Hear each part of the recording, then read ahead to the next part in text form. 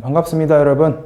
이번 시간에는 선생님이랑 같이 이제 이번에 시험 봤던 2학기 기말고사에 대해서 한번 분석해 보도록 할게요.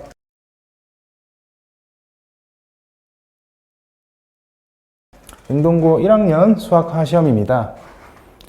출제 분석을 먼저 보면은 일단 문제가 20문제가 출제가 되었죠.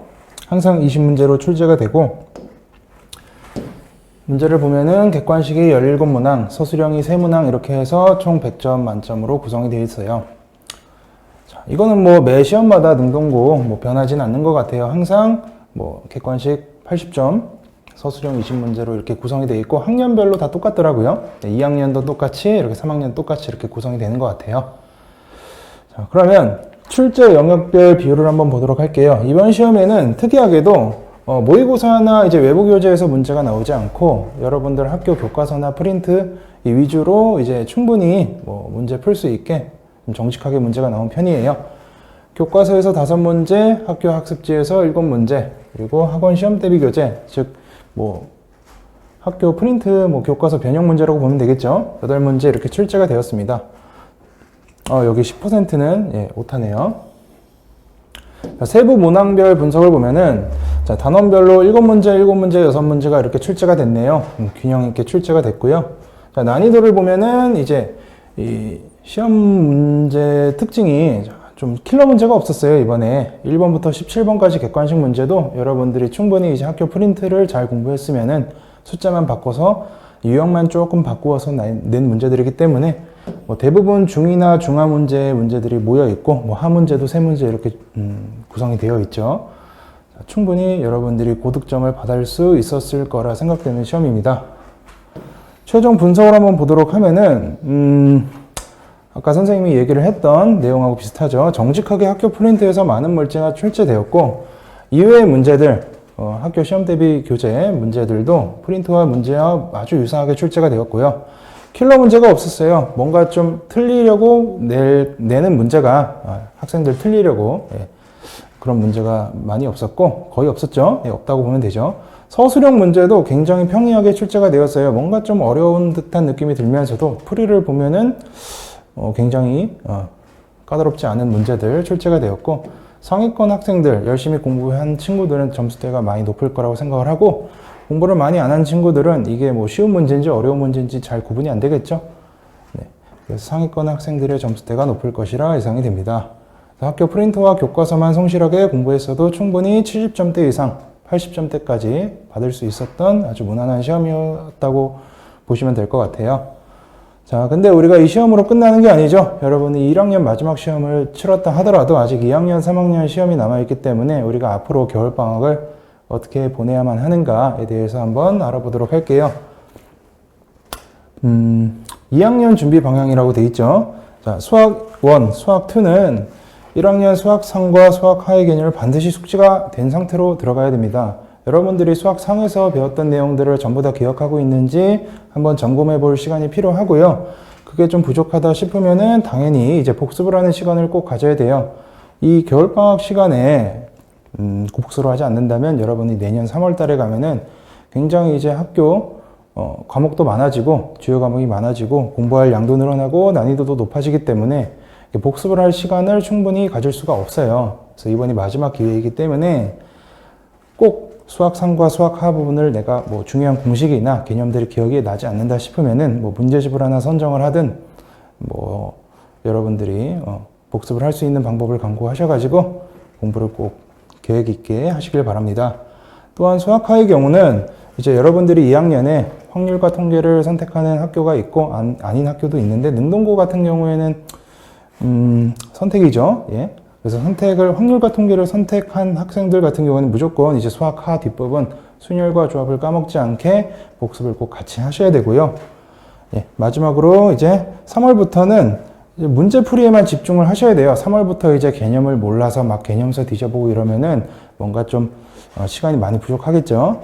그래서 3월부터는 문제풀이에만 집중할 수 있게 1학년 개념 복습과 이제 수학 1 예습을 충분히 이제 겨울방학 동안에 계획 있게 계획을 세우셔서 공부를 꼭 하셔야 될 것 같아요.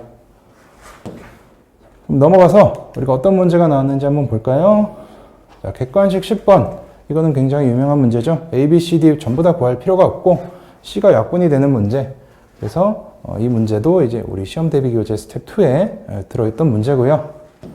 내려가 보면은 이제 이렇게 조합을 이용해서 직선과 삼각형의 개수를 찾는 문제도 굉장히 유명한 문제예요. 물론 이게 교과서에 있진 않았지만 뭐 어느 문제집이나 이런 식으로 네, 비슷한 유형이 등장하기 때문에 충분히 맞출 수 있을 거라고 생각을 합니다.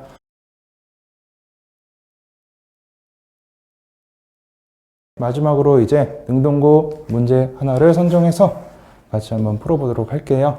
이 문제는 이제 객관식 17번 문제고요. 여러분들 교과서 프린트에 있던 발전 문제를 변형한 문제죠. 풀이 방법을 알고 있는 친구들이라면 숫자만 바뀌어 있는 거 보이시나요? 네. 한번 보도록 할게요. 어떻게 풀이를 하나? 실수 k에 대해서 함수 y는 x제곱의 그래프와 y는 x 빼기 k가 서로 다른 두 점 a, b에서 만날 때 a, b의 길이를 fk라고 하자. fk의 길이를 에 대해서 옳은 거를 골라라. 이거 학교 프린트에서는 fk를 그려라라고 돼 있었죠. 기억나시나요? 네, 여기는 이제 fk에 대한 함수에 대해서 이제 합답형 문제가 출제가 되었는데 여러분들 다 아실 거예요. 이거 어떻게 풀면 되죠? x제곱과 x-k를 연립을 해서 방정식을 하나 만들었죠. 그리고 이 방정식에서 우리가 어떤 사실을 알 수가 있었죠? 두근의 합과 곱을 이용했죠. 두근의 합은 1, 두근의 곱은 k다. 자, 이렇게 두근의 합과 곱을 이용을 했고 우리가 fk를 어떻게 표현을 했었죠? fk는 y는 x제곱과 y는 x-k가 만나는 두 점 사이 거리이기 때문에 이 두 점 사이 거리 fk는 이 교점 알파와 베타를 이용해서 표현을 할 수가 있었죠. fk는 베타 마이너스 알파에다가 곱하기 루트 2를 곱하면 된다. 이 직각삼각형이 직각 이등변 삼각형이기 때문에 이런 비율이 성립을 하는 거였죠. 자, 그러면 베타 빼기 알파는 어떻게 구하냐? 우리가 곱셈 공식의 변형을 이용해서 풀면 되겠죠. 베타 마이너스 알파의 제곱은 베타 플러스 알파의 제곱 마이너스 4 알파 베타다. 그래서 이걸 1과 k를 대입하면은 금방 구할 수 있죠. 여긴 1 넣고 여기는 k를 넣으면은 1-4k가 되겠죠. 따라서 이 친구는 루트 1-4k니까 2-8k가 될 거예요. 그래서 이 fk는 뭐다?